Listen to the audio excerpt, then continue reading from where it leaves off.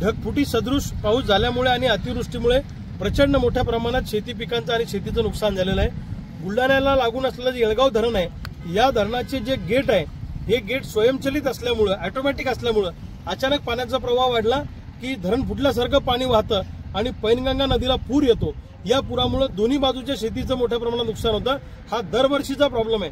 बुलढाणा, चिखली, मेहकर आणि या पट्ट्यामध्ये शेकडो गावं हा महापुरामुळे बाधित आहेत। नुकसान शेतकऱ्यांचं प्रचंड होतं, परंतु सरकार काय हलायला तयार नाही।